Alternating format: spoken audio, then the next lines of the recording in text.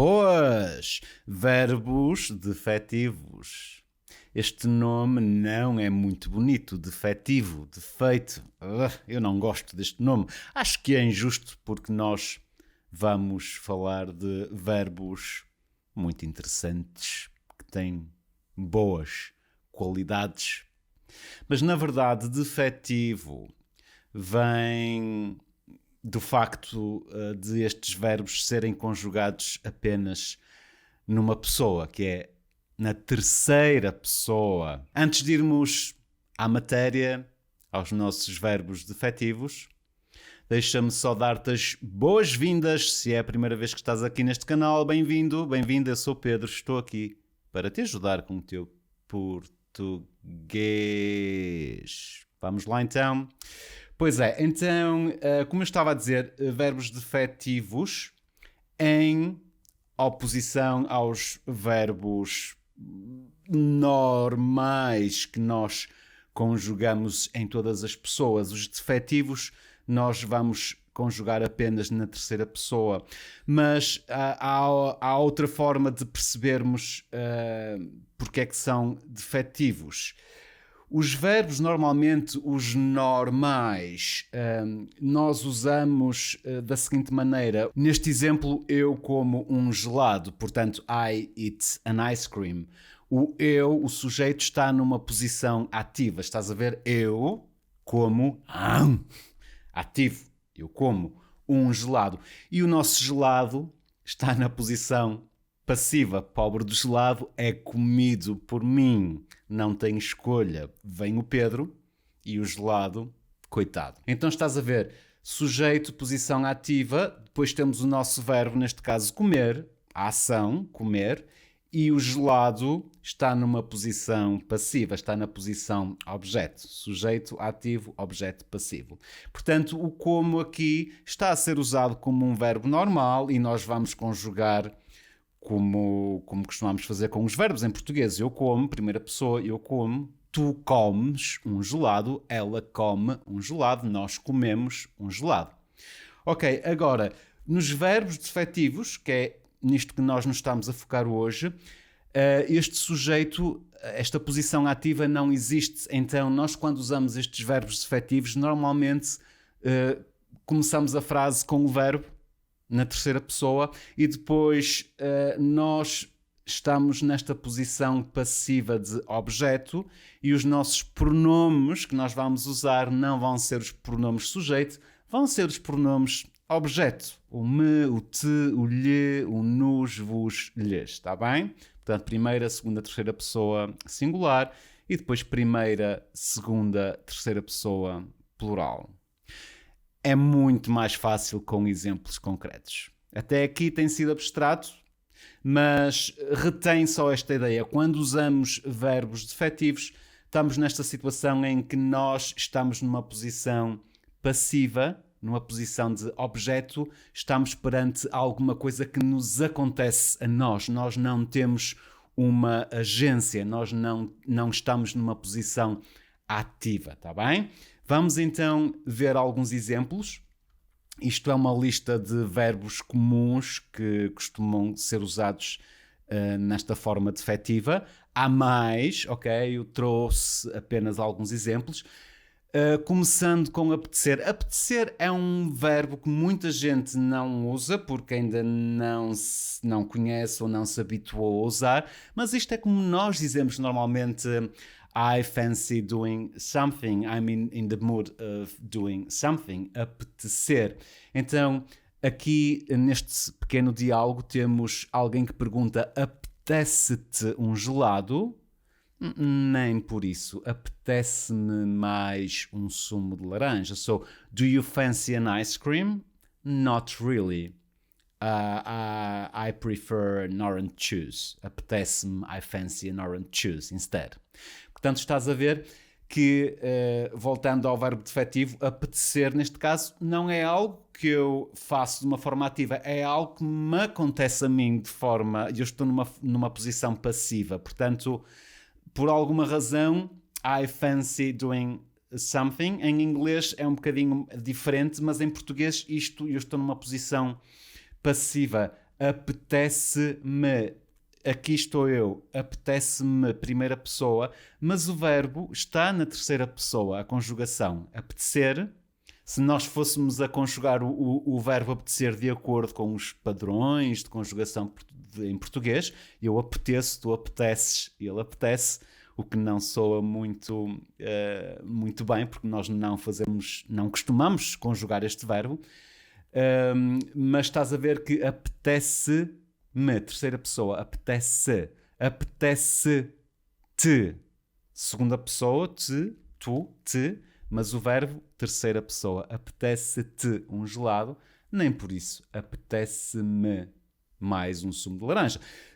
Aqui na resposta, se fôssemos um grupo de pessoas, por exemplo, um casal a dar esta resposta, nós, apetece-nos, aí estaríamos a usar a primeira pessoa do plural, nos. Mas o verbo, novamente, estaria na terceira pessoa do singular. Ok, isto foi o verbo apetecer. Vamos agora ver com o verbo calhar, outro verbo interessante. Calhar, tu conheces a expressão se calhar é um talvez, é um maybe, mas depois nós usamos calha no sentido de it comes in handy, or it doesn't come in handy, dependendo do contexto. Não vai haver jogo de futebol este sábado. Calha-nos bem porque este fim de semana não estamos cá. So there's not going to be a football match this Saturday.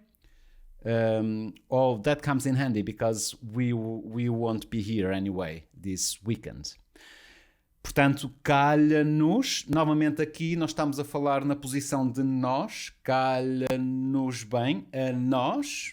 Portanto, é um grupo de pessoas que está a dizer it comes in handy for us. Calha-nos bem. E estás a ver que o verbo calhar novamente está na terceira pessoa do singular. Calha-nos.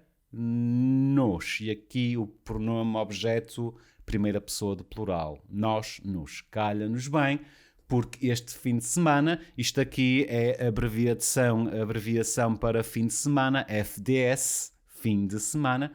Calha-nos bem, porque este fim de semana não estamos cá.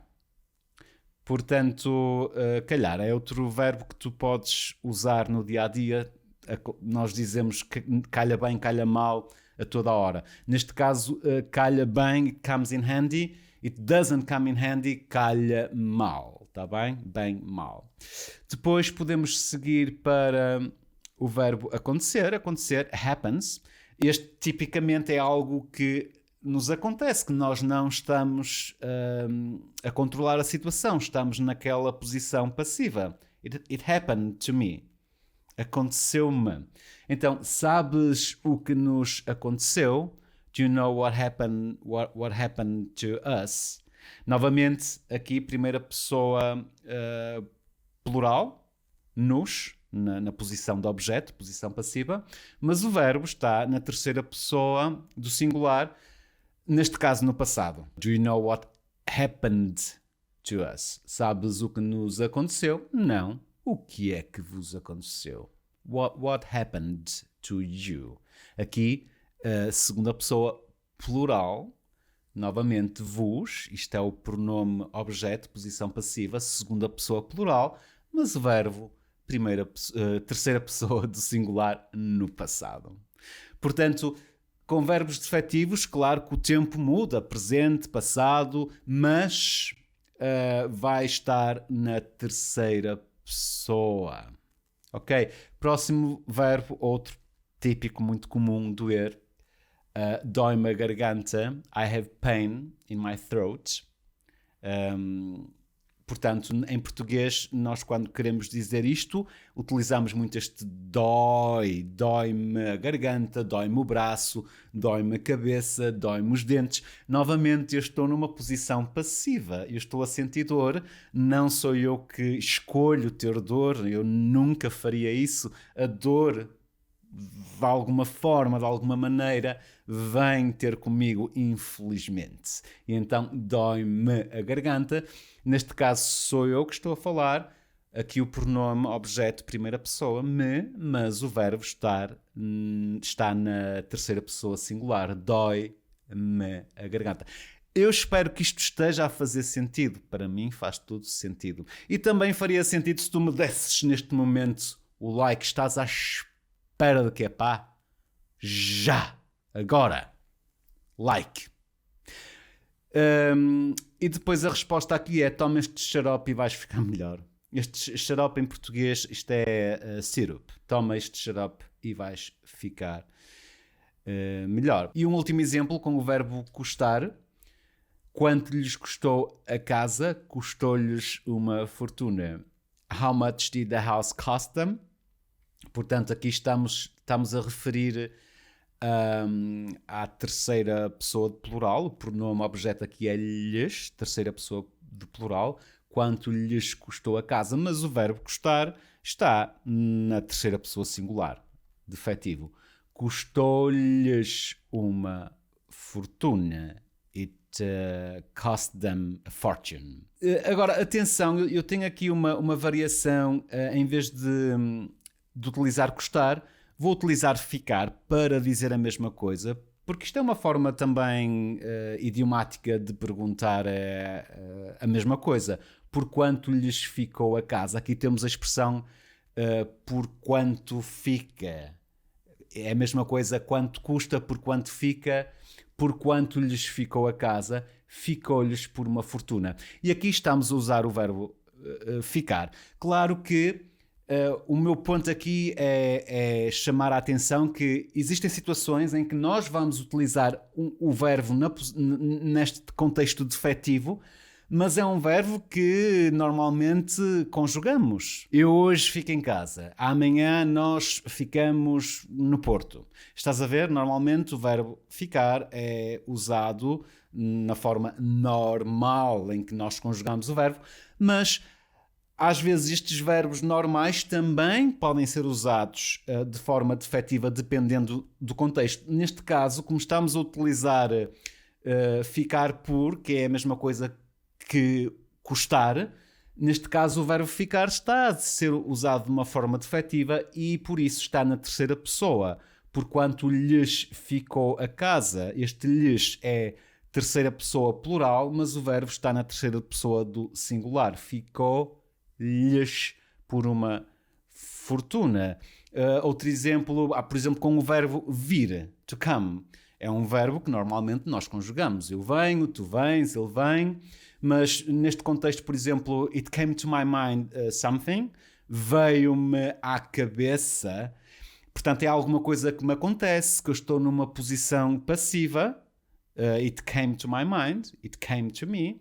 E nesse caso o verbo vir também vai ser usado de forma defetiva. E eu digo veio, terceira pessoa, veio, no passado, veio-me, primeira pessoa, objeto. Veio-me à cabeça. Eu espero que isto te faça sentido. Se quiseres treinar um pouco, escreve nos comentários uma frase com um exemplo em que tu usas um verbo nesta posição defetiva. E é assim, amigos, amigas, fiquem bem e até à próxima. Tchau!